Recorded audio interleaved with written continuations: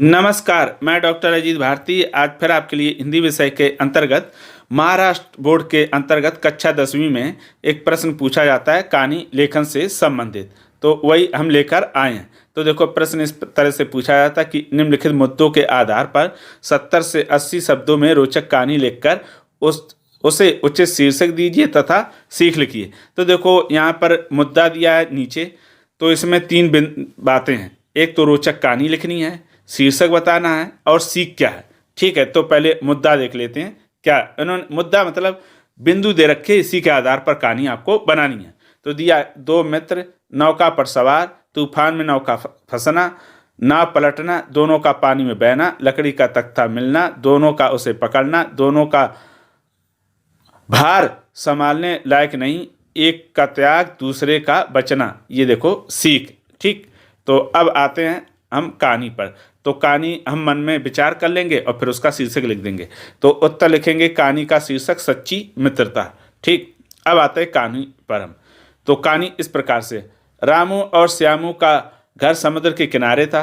दोनों मछलियां पकड़ने का काम करते थे। दोनों में गहरी मित्रता थी।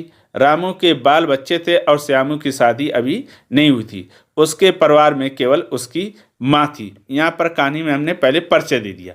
अब आते हैं आगे। एक बार दोनों एक नाव में सवार होकर मछली पकड़ने गए। धीरे धीरे वे दोनों बहुत गहरे समुद्र में चले गए। उन्होंने काफ़ी मछलियां पकड़ ली थीं, लेकिन तभी आसमान में काले काले बादल छा गए। फिर आगे दिया है कि जोरदार बरसात शुरू हो गई। समुद्र तूफानी हो गया और ऊंची ऊंची लहरें उठने लगी। उनकी नाव लहरों का सामना नहीं कर पाई। जाकर एक लहर से टकरा कर वह पलट गई। फिर आगे लिखेंगे कि रामू और श्यामू समुद्र में बहने लगे। तभी दूर बहता हुआ एक तख्ता ऊपर आया। दोनों ने उसे पकड़ लिया, लेकिन वह दोनों का भार संभालने लायक नहीं था। श्यामू ने रामू से कहा, मित्र, मैं जा रहा हूँ, तुम इस तख्ते के सहारे किसी तरह किनारे पहुँचो। तुम्हारे बाल बच्चे हैं, मैं अकेला हूँ, लेकिन मेरी माँ की जिम्मेदारी अब तुम पर रहेगी। यह कहकर श्यामू ने तख्ता छोड़ दिया और समुद्र के गहरे जल में समा गया। रामू तख्ते के सहारे किसी तरह समुद्र के किनारे पहुँचने में सफल हो गया। इस प्रकार उसकी जान बच गई।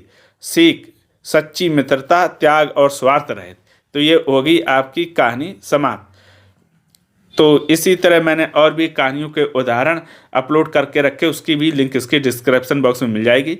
वो भी आप जाकर सरल भाषा में देख सकते हैं। अगर उसके पश्चात भी किसी प्रकार का कोई डाउट हो तो कमेंट करके हमें अवश्य बताइएगा। तो फिर आज के लिए इतना ही। अब हम फिर मिलेंगे किसी नए विषय के साथ। तब तक के लिए धन्यवाद।